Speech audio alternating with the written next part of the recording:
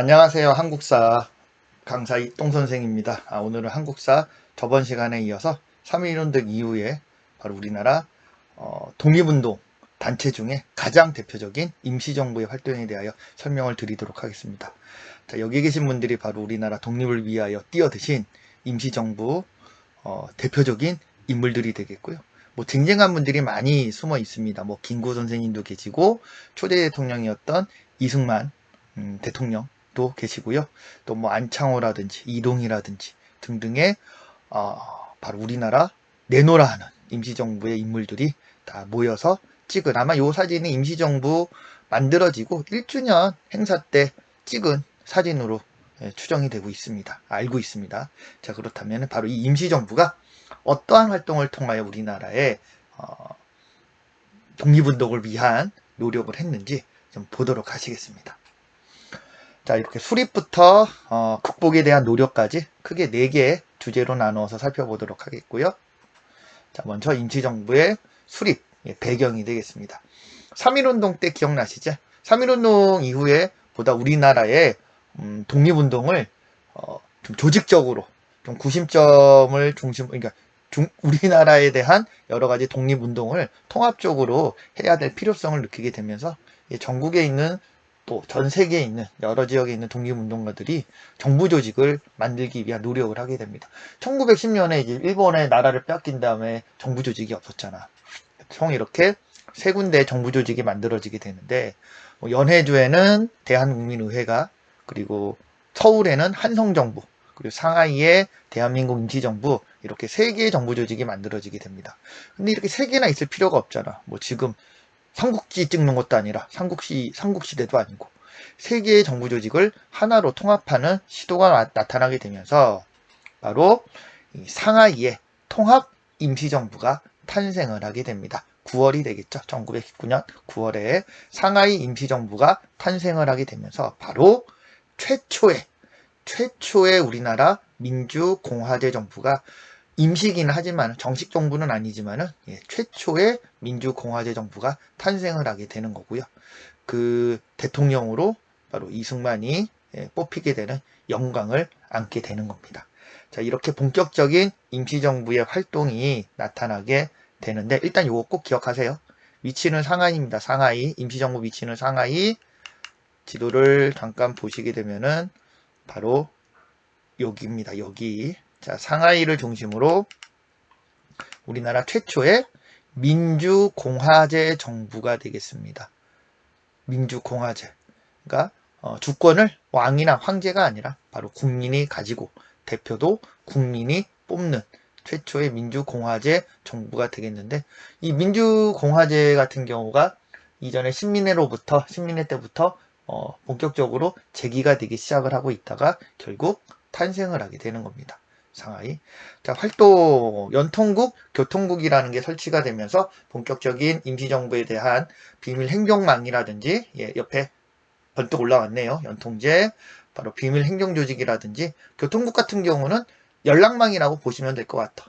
연락망이 만들어지면서, 독립운동 자금 관리도 하고, 또 항일운동을 지휘하는 역할을 하기도 합니다. 자, 그리고 자금 모집을 위한 독립공채가 발행이 되기도 하는데, 이 독립공채 같은 경우는 이런 게 되겠습니다. 요거를 사게 되면은 나중에 독립을 차진 이후에 금액을 지불하겠다라는 약속이 되겠고요. 실제 이 돈을 뭐 투자의 목적으로 사는 사람들은 없고, 정말 우리나라의 독립을 위한 좀 자금을 보태겠다라는 마음으로 기꺼이 대가를 바라지 않고 이 독립공채를 많이 매입을 하기도 한다라고 하네요. 자, 이런 걸로 자금을 모은 다음에 본격적인 독립운동을 하게 되는데, 가장 뭐 여러 가지 독립을 찾는 방법이 있겠지만 주력했던 활동은 외교가 되겠습니다. 외교. 일단은 좀 우리가 아직 힘이 없으니까 다른 나라의 도움으로 일본에 대한 압력을 가해서 나라를 찾자라는, 특히 3.1운동 같은 경우가 알고 계시겠지만은 민족 자결주의라든지 또는 러시아 사회주의 혁명의 영향에 따라서 다른 나라들의 도움을 얻기 위한 하나의 방법으로 3.1운동이 좀 제시가 된 것도 있기 때문에 임시정부 같은 경우도 그 연장선으로 외교 활동에 많은 주력을 하고 있습니다. 자, 구미위원부라는 게 만들어지게 되는데요. 이거는 미국에 있는 우리나라 독립운동을 바로 주도하는 정치 기구가 되겠고, 아까 봤었던 이승만 대통령 같은 경우가 이 구미위원부에서 가장 많은 활동을 하게 되기도 했습니다.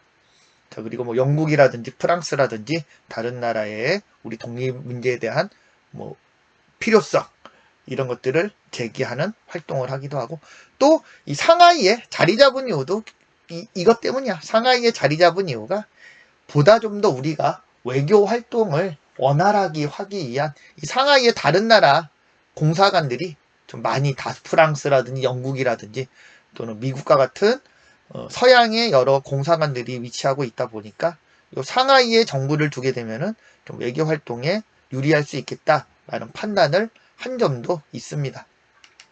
자, 그리고 독립신문을 간행해서 좀 일본의 만행을 낱낱이 폭로하고 좀 우리 민족의 독립에 대한 방향을 알리기도 하고, 또 여러 가지 독립이 이루어졌던 소식을 알리기도 해야 되잖니. 그래서 임시정부 기간지 역할로서 독립신문이 발행이 되기도 합니다. 이 독립신문 같은 경우는 옛날에, 아주 옛날에 그 독립협회가 만들었던 독립신문하고 헛갈리시면 안 됩니다. 이렇게 두 번 나오게 되는데, 독립협회 때 독립신문은 독립협회 기간지고요. 요 임시정부가 만들었던 독립신문은 그때 독립신문하고는 좀 완전히 다른 독립신문으로 보시면 될 것 같습니다. 자, 이러한 노력을 했던 임시정부가 안타깝지만은 22년경에, 그러니까 19년에 만들어지고 20년, 21년 활동을 하다가 좀 많은 어려움과 위기에 처하게 됩니다. 실제 임시 독립운동을 하는 게 쉬운 그런 시기는 아니었잖아. 일단 교통국이랑 연통제가 다 와해가 다 걸려. 일본 애들한테. 이게 국내에 비밀리에 만들었던 조직이다 보니까 이게 오랫동안 비밀을 유지하는 게 쉽지가 않았겠지. 이게 다 걸립니다. 대부분이 무너져.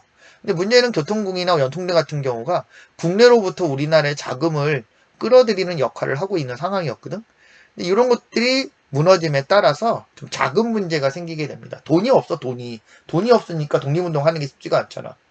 자, 거기에서 이 무장투쟁과 외교 독립론의 갈등이 좀 불거지게 돼요. 그러니까 독립운동의 방법을 두고 좀 다양한 노력들이 있었는데, 일단 임시정부 같은 경우는 요 외교를 주장하는 사람들의 힘이 좀 컸던 건 사실이야. 상하이에 위치를 뒀던 것도 그런 이유였고. 근데 문제는 이 외교 독립론 같은 경우가 제대로 성과를 보이지 않다 보니 이 무장투쟁론자들, 그러니까 무력을 통하여 독립을 해야 된다라는 세력들 같은 경우가 결국은 반발을 하게 됩니다. 그래서 이 무장투쟁론, 외교 독립론의 갈등을 좀 해결하기 위해서 1923년에 한창호 선생님을 중심으로 국민대표회의라는 것을 개최해요. 그러니까 전 지역에 있는 이름 있는 독립운동가들이 바로 임시정부에 모여들어서 이후 임시정부의 앞날에 대한 대토론의 자리를 가지게 되는데, 안타깝게도 이 국민대표 회의가 결렬이 됩니다. 어떠한 특정 합의점을 찾아내지 못하고 각각의 서로 간의 좀 의견에 좀 차이만 확인하는 자리로 해체가 돼, 해산이 돼. 그러다 보니 이 무장투쟁론이라든지 또는 상하이 임시정부에 좀 여러 가지 불만이 있었던 세력들이 임시정부에서 다 빠져나옴에 따라 임시정부 같은 경우는 이후 상당히 침체에 빠지게 됩니다.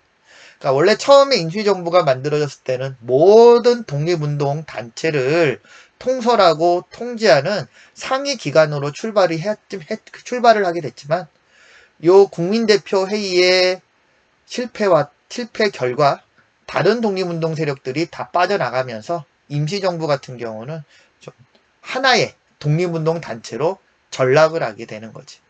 그러니까 권위가 사라지게 되고, 이러한 임시정부를 극복하기 위한 본격적인 노력이 바로 우리가 잘 알고 있는 김구 선생님을 중심으로 나타나게 되는데, 일단 대통령이었던 이승만이 탄핵을 당합니다. 이승만 대통령 같은 경우가 좀 요 부분은 나중에 오프라인 때 이동혁 선생님한테 이 얘기를 들으면 되겠지만은, 이제 좀 독립운동 사이에서 좀 여러 가지 좀 말들이 많았던 그런 좀 일들을 하게 됩니다. 그래서 결국 이승만은 탄핵되고요. 김구 선생 같은 경우가 바로 30년대 한인애국단이라는 조직을 만들어서 이 한인애국단을 중심으로 임시정부를 다시 독립운동의 중심 역할로 끌어올리는 노력을 하게 되는 겁니다. 자, 여기까지가 임시정부의 만들어진 배경부터, 그리고 초기 활동, 그리고 분열의 과정, 다음에 이러한 분열을 극복하려는 노력까지 오늘은 좀 짧게 수업을 마무리해 드렸습니다. 자, 임시정부 같은 경우도 시험에 잘 나오는 부분이니까요. 꼭 같이 문제, 교과서 읽으신 다음에 문제까지 꼭 풀으셔야 돼. 문제까지 풀으시면서 마무리를 하시면 될 것 같습니다. 말고 문제 그냥 같이 한번 풀고 마무리합시다. 너무 빨리 끝내면은 제가 욕먹습니다. 이동혁이한테. 무서운 사람이에요. 자, 1번 가정부에 대한 설명. 상하이에 3.1운동을 계기로 만들어졌다. 3.1운동을 계기로 만들어졌으니까 임시정부가 되겠네. 상하이. 그러니까 임시정부에 대한 활동을 찾아내시면 되겠지. 정답은 바로 3번 연통제와 교통국. 바로 봤던 내용이 되겠습니다. 오산학교하고 대성학교 설립했던 단체는 어디가 됐을까요? 신민회가 되겠죠. 요것은. 요런 문제 풀면서 이전에 배웠던 것들도 한번 정리를 하시면 좋아. 자, 가해에 들어갈 내용으로 적절한 것. 3.1운동 이후 독립운동의 본거지. 많은 독립운동가들이 상하이에서 활동했던 상하이 3.1운동 이후의 독립운동의 본거지. 가는 바로 임시정부가 되겠습니다. 따라서 정답은 바로 있네. 5번이 되겠네요. 자, 가정부에 대한 설명으로 옳지 않은 것은 저는 일용양행 안에 있는 교통국이 설치되도록 교통국, 그리고 요거 독립신문이 국내에 전달될 수 있도록 독립운동단체의 비밀통신을 담당하는 교통국, 요런 교통국, 독립신문, 바로 임시정부가 되겠네. 자, 그러면 가정부는 임시정부가 되겠죠. 임시정부에 대한 설명을 옳지 않은 거.